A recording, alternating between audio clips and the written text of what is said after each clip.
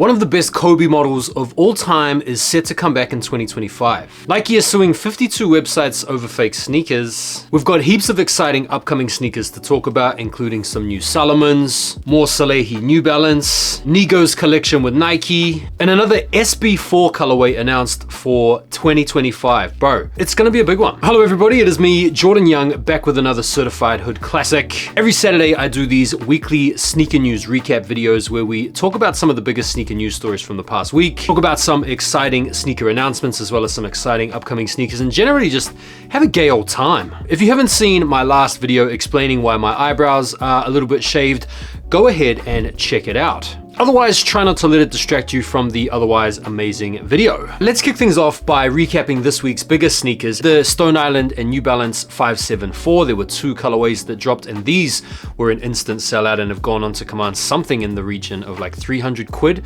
on the resale market, so definitely very popular. You guys in the US also had the Nike Air DT Max 96 OGs, the Deion Sanders joints. There was a regular sneaker alongside a pair of cleats. The Air Force One Low linens dropped as well, part of Nike's whole Cult Classics program, and these, I think, have been probably one of the most successful cult classics to come back so far. You guys also in the US had the Artifact Nike Dunk Genesis 5 Voids, and it was also a big week for Yeezy releases. The two big ones, at least for me, that I missed out on both of were the Turtle Doves as well as the Yeezy 700 V1 Wave Runner. Arguably one of the best Yeezys of all time, and from what I've been able to come to learn on this drop, these were really limited and hardly any pairs were available. There was also the website release of Nina Chanel Abney's Air Jordan 3s, which came under fire a little bit as the release, it seems, was pretty much predated on mainly by bots. A lot of people were complaining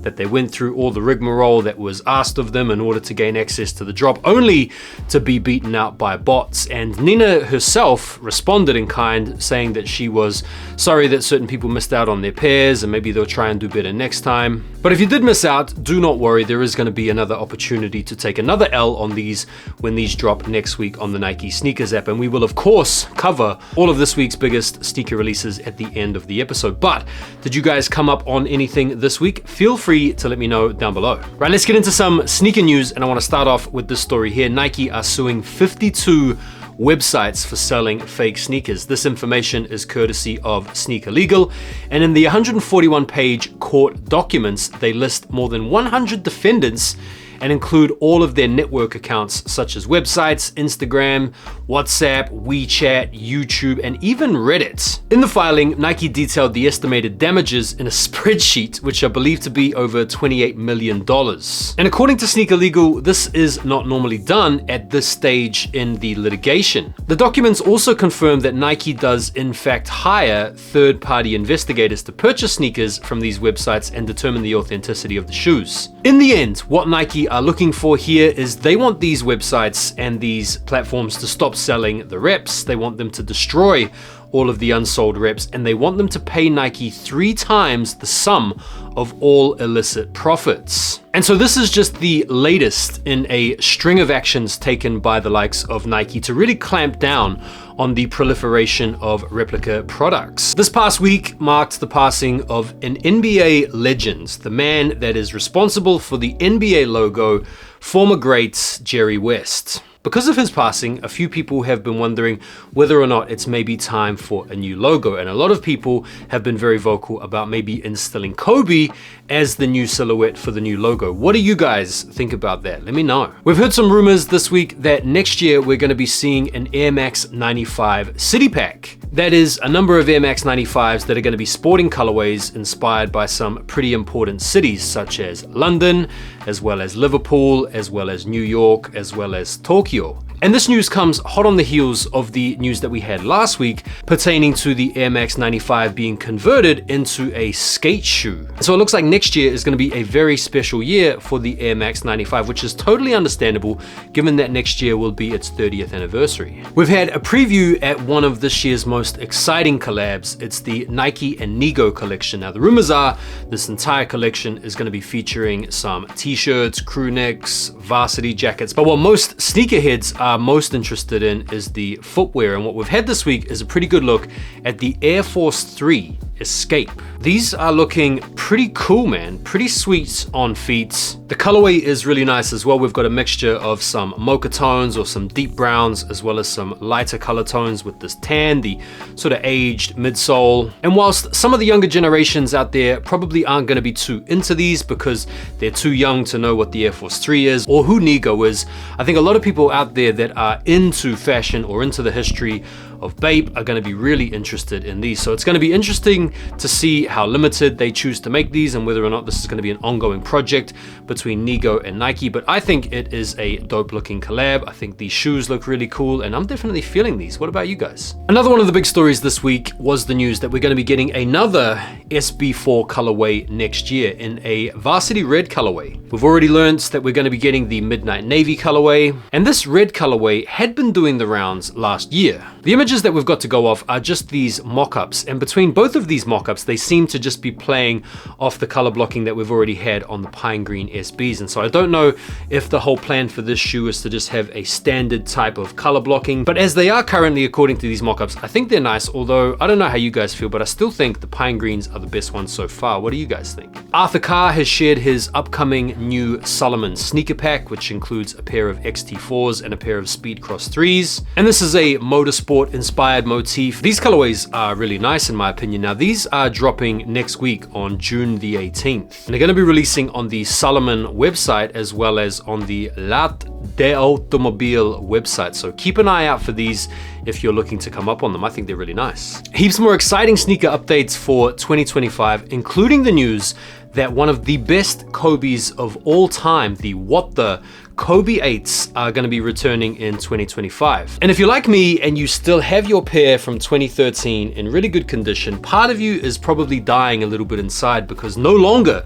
are these going to be as rare and as valuable and as cool if this retro actually comes off. Now this is just a rumor. It's unclear as to whether or not these may be updated or changed up or whatever, or if it's just going to be a straight one-to-one retro of the 2013 model. But one commenter that I saw on this post had quite a cool idea, which was to bring them out in a reverse fashion. That is, the 2025 version has the right colorway as the left shoe and the left colorway as the right shoe, so that those of us that have the OG What This can actually have a matching set. I thought that was quite a cool idea. And this isn't the only What The Kobe rumored to be coming out next year as well. There's also been some rumors circulating that the What The Kobe 9 might be coming out alongside. Now, I don't know if these sneaker rumors are just getting a little bit out of hand, where all of a sudden all sorts of shoes are coming back that might not be. It doesn't make that much sense to me in my mind that we'd get the What The Kobe 8 and the What The Kobe 9 retroed in the same year. It seems like a little bit of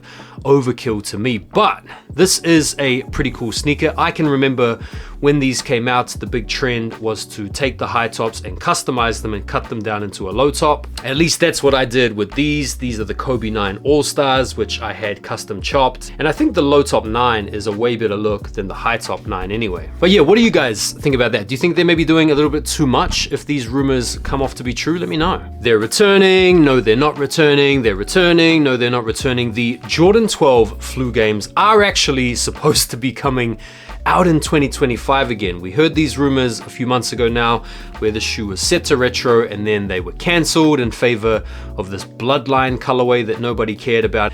It looks like the Flue games are coming back out in 2025. We saw Travis Scott this week rock up to an NBA Finals game in a Celtics inspired pair of Travis Scott Jumpman jacks, and I don't know how you guys feel about these, but I reckon these are fire. These would be awesome to see released. Even though I'm not a diehard Celtics fan, I do think this colorway is awesome. We've had some updated images of the City of Cinema SB Dunks that are set to release to the public this holiday season. And of course, the sample pair that we've been talking about over the past couple of weeks has been stirring up a bit of controversy because of this poo stain down the midsole. Now, this pair releasing to us doesn't feature that same stain. But there's also one or two other differences that, in my opinion, don't have the pair that we're going to be getting look quite as nice as the sample pair, including the gradient swoosh as well as the toe box. They do still look nice though. It's certainly a pair that might be worth a cop, but I don't know. Are you missing the stain? I kind of am now. We've had our first look at the olive SB Dunk Low, which is set to come out next spring. And these are looking really nice, man. The colorway, you can't really go wrong with these days. These sort of give the whole pro SB vibe from the early 2000s. I'm liking these. I'm liking where Nike SB looks to be going in 2025. We've had some more information on an Air Jordan 3 coming out next year that up until this point were being called the Hydrogen Blues. These are apparently being called the Lucky Shorts Air Jordan 3s, and the whole colorway takes inspiration from Michael Jordan's UNC Tar Heel shorts that he famously used to wear underneath his bull shorts for good luck. We've had some official images of the Field General. There are 3 colorways that are going to come out, and I think they're okay. They're fine. There's nothing particularly amazing about any of them. They do definitely have that Union design language coming through with the little Union tag and the sort of guavas and the oranges and the color palettes that we're used to seeing from Union. These are going to come in at a slightly lower price point than all of the other collabs we've been seeing in recent times because the Field General is a pretty basic shoe. You can kind of see these going down the exact same path as the Passport Dunks. Official images of the Nike Air Max Sunder, the SNDR in the Canyon Gold colorway. You guys might remember this sneaker from 1999. It has a really distinctive look about it. Obviously it features the zipper closure over the laces, and I am sure that these are going to have a market. There's going to be a fashion MF slash streetwear culture enthusiast slash sneakerhead that is going to be salivating at the idea of getting off some cool fits with these. The JOUND Sambas are releasing in the Mesa colorway, which is this all over brown shaggy suede, in the coming weeks. Actually, on the 28th of June, these are set to drop. We've had some detailed looks at the Air Jordan 4 Special Edition, the Paris Olympics. These are set to come out on the 27th of July, and they're going to be retailing for $210. Some people have been calling these the baby cores or the poor man's cores or the cores that we have at home, and you can understand why the gray tone is very Kors-esque, but listen, I think these are fire. I think these are going to be really, really popular here in London as well. I think this is going to be the first 4 in a while that is going to sell out really quick. What do you guys think?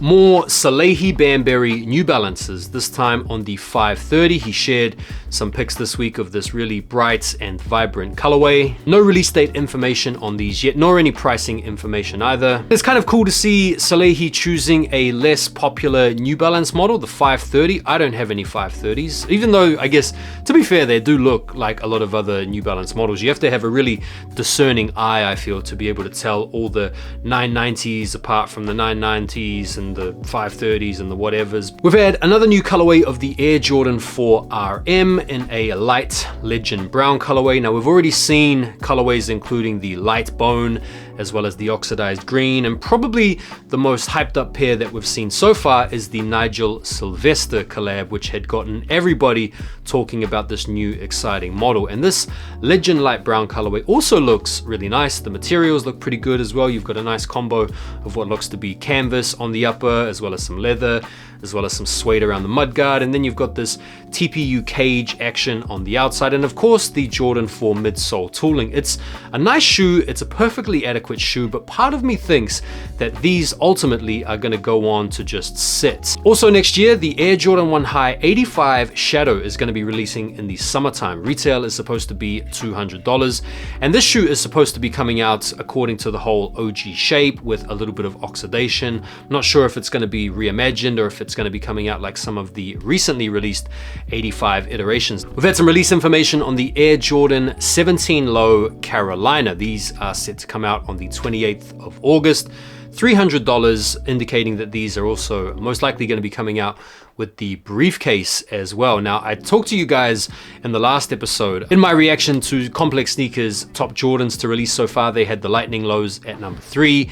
And what I said there is that I feel like Jordan Brand are making some of these higher model Jordans, like the 17s, limited to build up hype and appetite so that they can bring more models out further down the line.